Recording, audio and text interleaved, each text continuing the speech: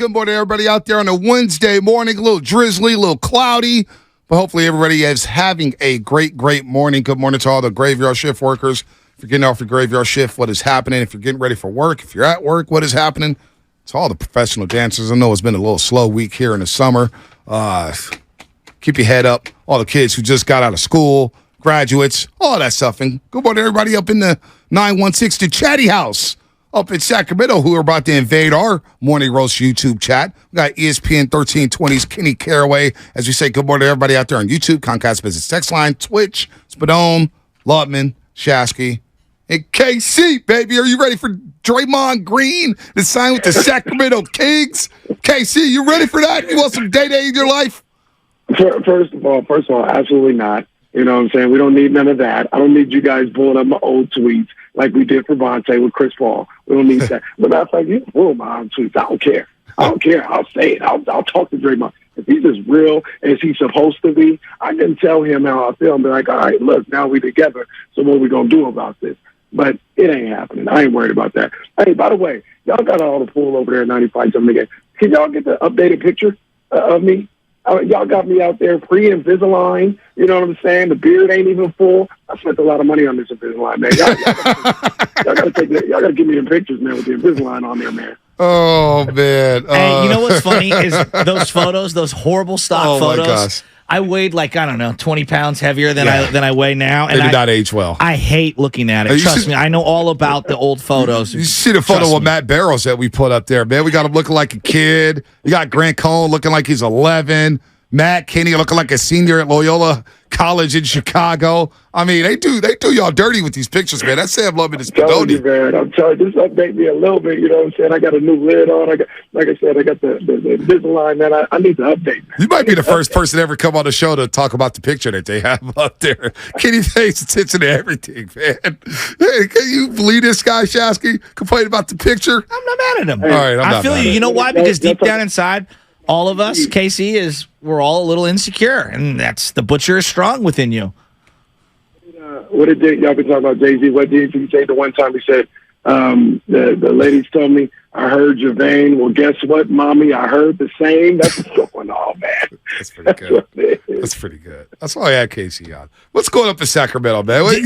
Has he ever heard what I told him and Damien? No. I think your show, of all the shows in America, takes the most time to get ready before they get ready to go into the studio. And I think you're power rank number one. No doubt. Hands down. I'd like to see a show that takes longer. You know what I mean? I got to get the shower. I got to get the beard balm on. I got to brush the beard, comb the beard. D-Lo, you got to make sure the line is straight. It's a lot that goes into it. Got to puff those capri pants just right. Oh, man. Hey, D-Lo, D-Lo must be making some serious coin up there, man. He's got Gucci's, Dior's, Louis Vuittons. He's got Hermes, which you just heard about. Yeah. D-Lo's on another level. So you see it. I'm just trying to catch up, man. I got me a couple pair of shoes, couple shorts. You know what I'm saying? There ain't nothing special over here, man. He the one, man. Let's talk on finance. You've been a strong Draymond critic over the years, and I think some of the things you say are extremely fair, and some are, part of the shtick. What do you think his value is to other teams besides the Warriors here? Because it feels like they're kind of negotiating with themselves, and he's trying to find teams to gain leverage to squeeze more money out, which is the smart business tactic. Well, so there's a couple things at play. What I believe, and you guys know this, what I believe his value is and what I would pay him to come to my team is irrelevant because all he needs is one team to pay him what $1 more than what the Warriors are willing to pay, and he's good. So, I mean, in all reality, I don't think Draymond Green is a good fit for the Sacramento Kings offensively. I've said a number of different times. Offensively is what made them special. That's their identity. You have to play defense in this league. We get that. I understand that. But I'm not willing to sacrifice everything that the offense built last year for the hope that it makes them better on defense, for the fact that it will make them better on defense, marginally or something like that. I'm not willing to sacrifice what they do on offense. So what I mean by that is, if you bring Draymond in, that puts 3 non-shooters out there. And maybe you say 2.5 because I'm looking at Draymond, I'm looking at Sabonis, and De'Aaron Fox. Well, he stepped his game up. He's phenomenal. He's one of the top point guards in the game. From distance, I wouldn't say he's a knockdown shooter. I wouldn't say that's his game. He's capable. You got to guard him or respect him. But I wouldn't say he's Dame Lillard or Steph Curry where he's just on fire back there. Mid-range, he's perfect. Mid-range, he's absolutely stuck on automatic. But from beyond the arc, it gets a little hit or miss. So I can't imagine that offense being anywhere near as good as it was last year with 3 non-shooters out there. The fact that you had 4 shooters around Sabonis or 3.5 shooters around Sabonis and giving space for Fox is what made them so special. So I wouldn't be willing to bring in Draymond to kind of mess up that situation. I know he's a good defender. I know he's a good team defender and a high IQ guy. But I wouldn't do it in general. But then you're talking about $30 million. I'm not interested. My value for him and what I think the value probably should be around the league, $10, maybe $15 million a year, considering where he's at in his career. I know it sounds like a diss, but Looney's making 8-9, right? Looney's PJ making Tucker's making 8-9. No, Looney's making $7.5 million this year. So I believe KC, Draymond's not. Playoffs. Yeah.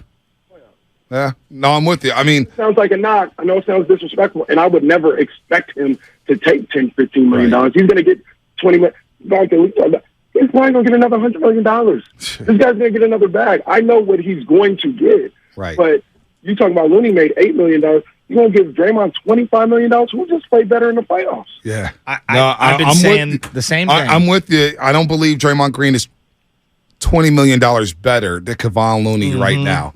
But Rich Paul, Clutch Sports, they're going to get that back because they're going to sell all the things Draymond Green has done. He did make second team all defense last year. So, you know, and you get the leverage when Steve Kerr comes out right after the season saying, hey, we're not a contender without Draymond Green. Draymond Green and Rich Paul, they heard that, said, dollar signs, baby. We know what we're getting this offseason. $90 to $100 million on deck. I ain't know for. I read the tea leaves. I know what's coming. Could be wild. Could be wild. I think he should have not. It don't even matter. He's about to get the bag, man. And hey, shout out to him. I'm never going to be mad at anybody getting that bag, man. So you get another $90 to $100 million. More power to him, man. The ultimate finesse guy. Hey, I hope Draymond Green's not listening to Kitty saying $10 to $15 million. Probably just turn the radio off. What did you think of the Chris Paul Jordan Poole trade from afar? I've always said I thought the Warriors were crazy for looking to move on from Jordan Poole. I think he's that skilled of a ball player. He's a young dude. Is he perfect? Did he have a good playoffs? Absolutely not. But another thing that people forget about that playoffs is he rolled his ankle pretty bad in Game 1 of that Kings series. That never gets talked about. And for a guy that's as shifty as him and does as much off the bounce, that could have affected the way he played in the playoffs as well. But I would not have moved on from Jordan Poole. I'm not necessarily saying I would have moved on from Draymond. Maybe I would have sat down and said, hey, I got to figure this out. On the contract, we got to figure this out. So I wouldn't have moved on from Jordan Poole. Now, when you talk about getting CP3 back, it does help out financially in the future, what they're able to do and their flexibility. I never really got confirmation. I'm trying to then figure out, would that give them cap space moving forward, or would that just keep them out of the luxury tax? Keep them out of the tax. Yeah, keep them out of tax, but it could create some slots in the future. Exactly. If you let Klay Thompson move on and some of these expiring contracts, signing trades or whatnot. So I went on the show with you guys that day, and I was still in shock. I've kind of talked myself into Chris Paul, believing that he could run the second unit. There are some benefits to having Chris Paul. It's still going to be strange to see CP3 in a Warriors uniform. And the worst part, Casey, I thought Jordan Poole got a raw deal from a lot of the media and a lot of fans down here in the Bay Area. He got ridiculed. He got pointed at as the blame for a lot of the shortcomings that are going to say Warriors this past season. And that, to me, is just not fair considering what happened right before the season. I agree. No, I agree 100%, man. I think he's a hell of a ball player. Butcher, I remember going on the draft show with you when he was drafted. And you guys asked me about Jordan Poole. I'm a big Michigan fan. I watched him all the way over there. And I said, he's probably not ready to come out, but give this guy some time. And that's exactly what happened. I didn't think it would happen to this level. He's a lot better than I thought he was going to be. But obviously the first year he struggled. He wasn't ready. He had to come out because that's what the the business side of basketball said it was time for him to come out and collect that money, but he needed a year or two of seasoning. And once he got that seasoning, he exploded onto the scene, man. And he's a heck of a talented ball player. Does he have warts? Absolutely. Absolutely he does. But he's young enough and he's talented enough where you want to work with that and see if he can get better. But when you talk about Chris Paul coming to the Warriors, I keep asking the question to everybody and to myself. I said, did the Warriors get better? And right. I don't know. I think they stayed about the same. Chris Paul, I love Chris Paul. I love Chris Paul as a ball player. He's clearly not what he used to be, but he's got a basketball mind that allows him to be super effective out there on the floor. So I like Chris Paul, the player, still, but it reminds me of how I felt about Bradley Beal going to Phoenix. I love Bradley Beal as a ball player. That fit, I just don't know. I know you guys are saying Chris Paul is coming off the bench. Are we sure? That's fine. I'm not sure. Yeah. But here's another thing that I think about. It's the closing lineup. Right. Going to be in Golden State to sit on the bench at the end of the game? Yeah, I don't think so. Is Draymond Green going to re-sign to sit on the bench at the end of the game? I don't think so. So when you talk about this closing lineup, you're looking at Chris Paul, Steph Curry, Klay Thompson, Andrew Wiggins, Draymond Green as really small going up against a Jokic, going up against flat-footed Davis. Hell, I know you don't want to hear this, Bonte Hill, but going up against a Sabonis. That's pretty small. Going up against guys like that, that's my concern basketball-wise. We know Draymond has Sabonis in his right pocket. That's for sure. But that was settled in the first round. Sabonis is nobody's worried about Domantas Sabonis down here. And you know what? I hope the Kings don't commit organizational suicide by giving Sabonis a max deal. I'm telling you. So with you guys, hold on, with you guys, and we're talking to Kitty Caraway, ESPN 1320. We love KC. You guys just created $38 million in cap space. There's rumors of Kyle Kuzma joining up with the Sacramento Kings, which I think will be a great move for you guys. 38 fits Draymond perfectly. He'll take 37 and a half of that. You give Draymond 30? Don't play like that. Don't play like that. Well, first of all, what are you guys going to do with Harrison Barnes? And two, is there Kuzma rumors real? Is Kuzma the guy that Monty McNair, the GM of the Sacramento Kings, is looking at saying, we want to make him part of our big three here up in Sacramento? One, HB, you guys moving on from him, and then Kyle Kuzma. Address those two things, Kenny. They're intertwined really within the last 24 hours. I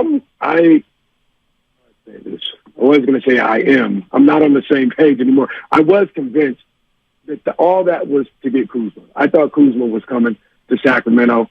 We did a whole show, ironically, organically, yesterday on Kyle Kuzma coming to Sacramento.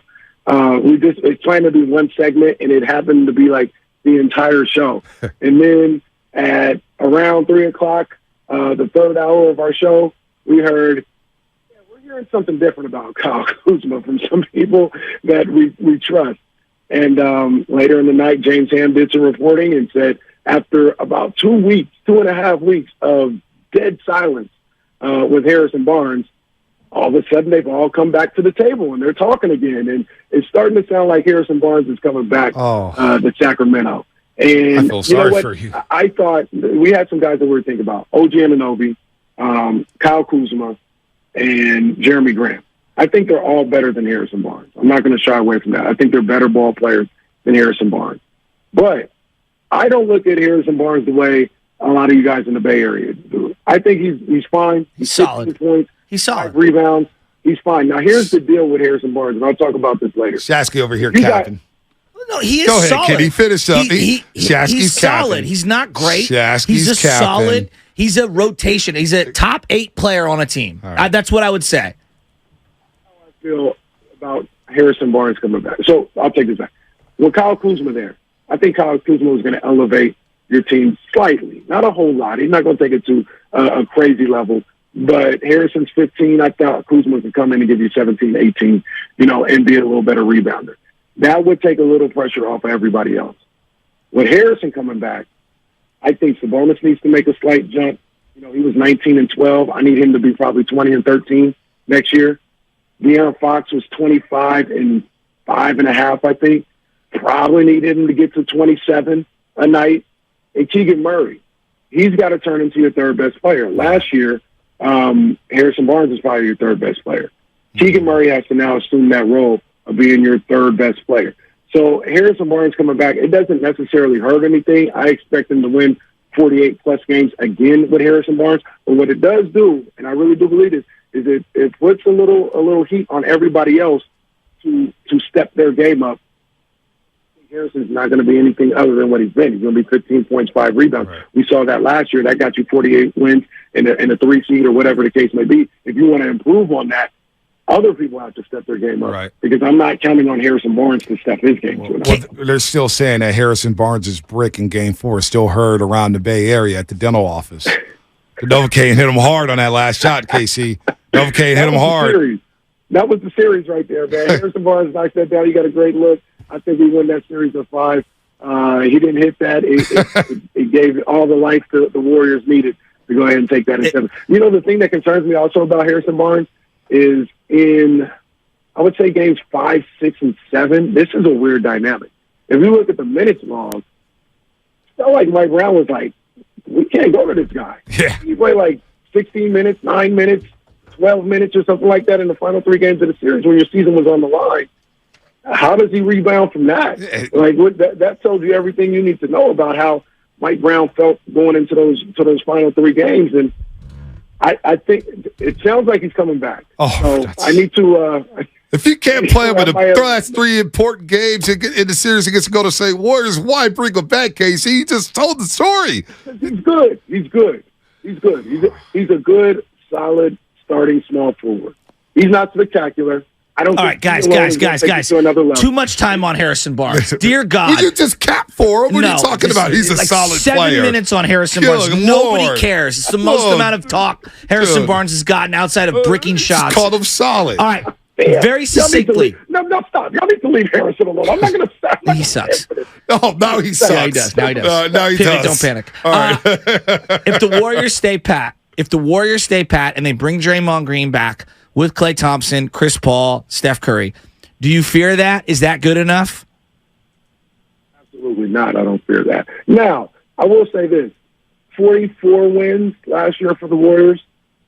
I'm assuming they're going to be better than that. I mean, they had an all-time terrible road team. Wiggins was gone half the year. Steph Curry got hurt, and they still got 44 games. So I look at the situation where, let's just assume Curry's not out as much. Maybe he's out, 15 games this year. Wiggins should be there all year.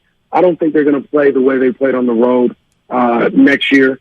So, I mean, that alone is going to get them 48 to 50 wins. Thank you. So I expect them to. You said over 50. But when you talk about like looking at the Warriors, like damn, I don't know how we're going to do that. Looking at them like we look at Denver. Yeah, I'm with you. I don't look at the Warriors like that. I look at them as an equal to the Warriors, to the Kings.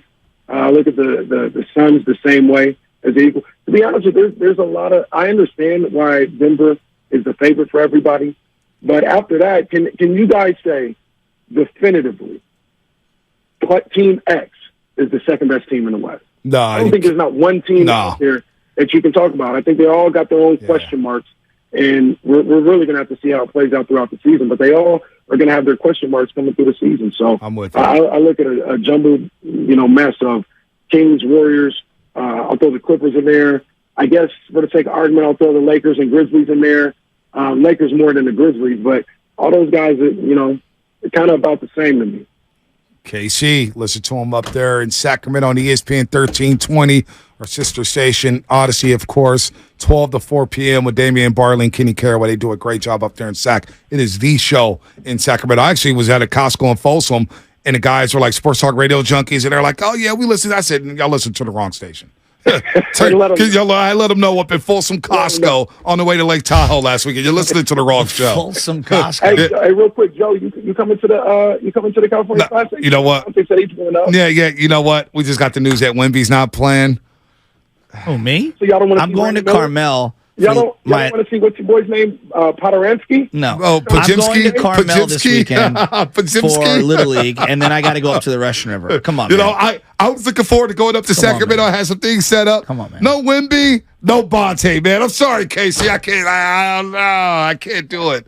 I don't know if I can do it. I'm 75% out. I'm 75% out, 25% still in. Depends how the weekend goes in Monterey with the family. Maybe they get on my damn nerves and I want to get the hell away from them and go to Sacramento, which sounds like even more torture, but whatever. It is what it is. You do come up here, we expect the 105, man. It's Sacramento somewhere started. Hey, Oh, it's 105? Yeah, Oh, I was in Elk Grove for a baseball tournament. We stopped by Jim Boy's Tacos, as always, and it was sneaky hot.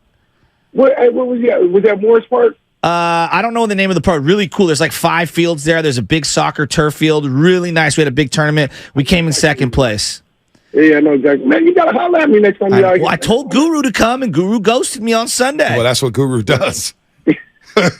Guru to go. It's beautiful, though. It's really clean and really nice up there. I had a good time. All right, Casey. See Get you, out of buddy. here, man. See you later, man. Yeah, I'll try to hey, man, update my profile picture, man. Come on, man. All Stop right. playing me like that. Yeah.